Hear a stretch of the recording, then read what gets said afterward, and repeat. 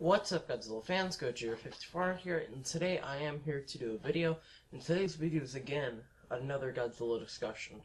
Now, this is going to be kind of a more personal-based kind of video because this is talking about my favorite Godzilla film.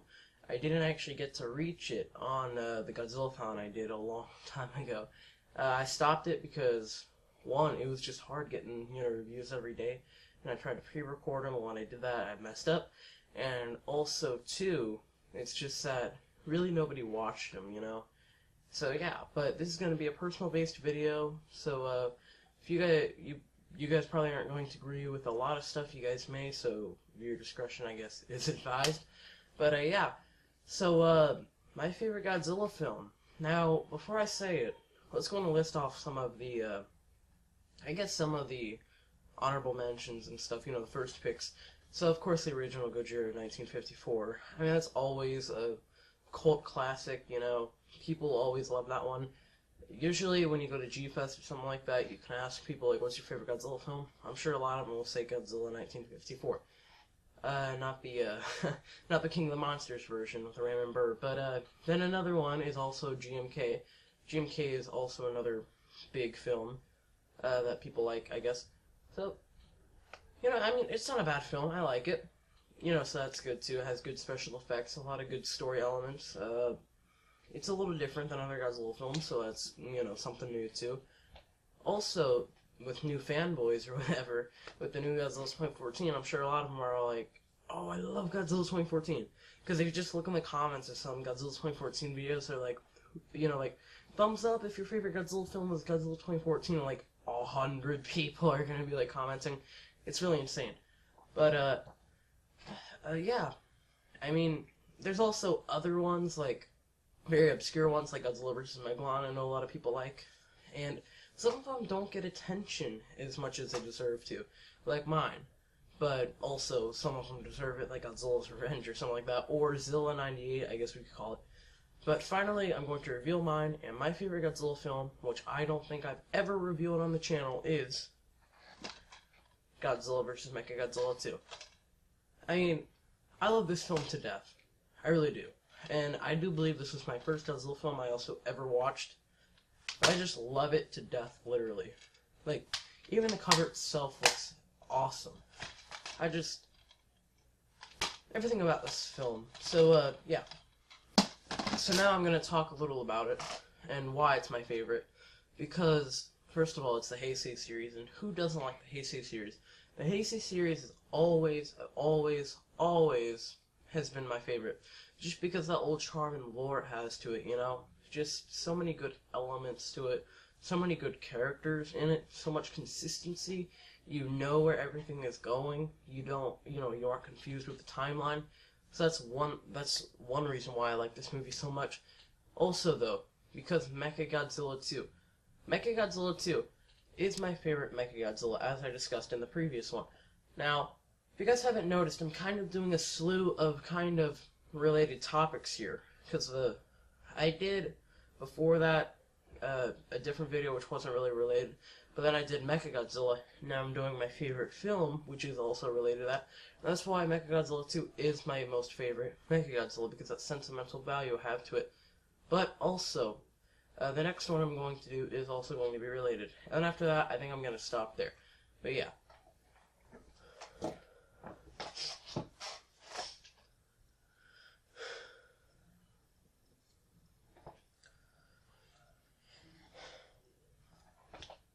But the film itself is also very good. It came out in 1993, which also is the same time in Jurassic Park.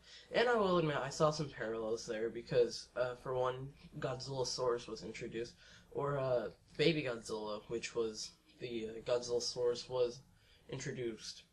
But Godzillasaurus as a species, the whole thing was actually introduced in 1991. But yeah, so I saw some parallels there, especially with the dinosaur pterodactyl thing. Maybe, getting some more dinosaur cred off the release of Jurassic Park. But yeah, I mean, also the characters are so good. This movie really gives you everything you want in a Godzilla movie. It gives you so much action, really. Like, so much monster action. You have Godzilla, you have Mechagodzilla 2, and Rodan. Also, you get new kaiju. like Mechagodzilla 2, I guess you could call a new kaiju, or revisioning. And Rodan, Fire Rodan also, which is a new take on him too. So that's also really good. I really like that about this movie. It's so good when they do that. Also, the characters I find interesting. I don't find them dull and boring, like most of the Godzilla characters, really. And that's what I also like. The crazy pterodactyl guy from G-Force, you know? Also, the girl. I also really like her, and Miki Sagusa, of course, is always in the Heisei films. She's always good. I always love her. And the characters are just really good. Except for that one American actor where he's like, oh no, the armored shield, it's melting. You know, he looks like John Hammond if he was, like, really old. So, to him, I was just like, man, get out of here. You know, go star in another crappy movie. You know, we don't need that crap. Also, like, why are all the American actors in Godzilla movies around that time so bad? Like, really bad. Also, I thought the inclusion of Baby Godzilla, because we haven't actually seen a Baby Godzilla since Minya. So, this one was also really cool. It started off as Baby Godzilla, and then Little Godzilla and Space Godzilla, and it also concluded with Godzilla Jr. So, Baby Godzilla in this is also a really big plus. I also do like Rodan, though. Rodan in this film is also very cool. He's very small, he's very downgraded, I feel, but it also works a lot more to the film's benefit, showing that Rodan can't offer much physically, but spiritually very much. I mean, I really like that about it, too. Also, Godzilla in the film is just awesome, too. Godzilla has a new animatronic head, too, which doesn't look as derpy or whatever.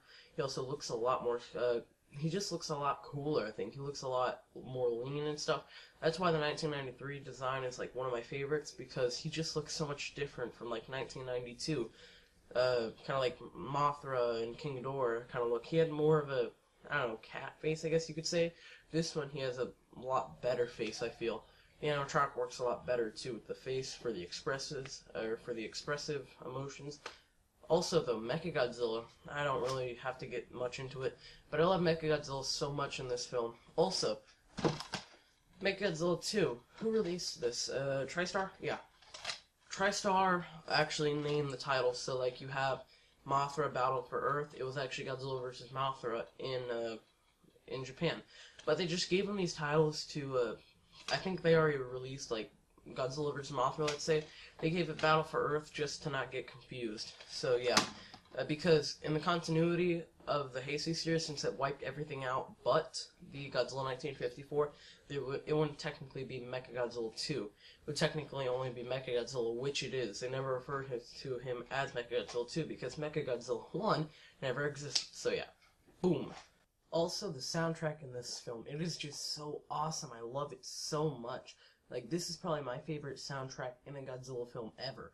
If you're gonna watch the film, just watch it for the soundtrack, because, like, it goes, bum, bum, but, you know, it's just so awesome. I love it so much. Oh, I can't get enough of it, really. Because I even went to an Akira Ifukube concert, and they were playing it, I was like,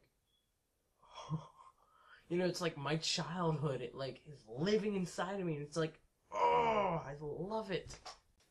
Also, though, the final battle is just amazing with Godzilla and Mechagodzilla, because Godzilla, like, can't do anything, really. Because his biggest power in the Heisei series is his nuclear breath, and he has a synthetic diamond shield, which means that he cannot use it on Mechagodzilla. It won't work. It just won't. So, like, it's like, oh my gosh, you know? So, like, Godzilla's really going up against, like, something hard here, you know?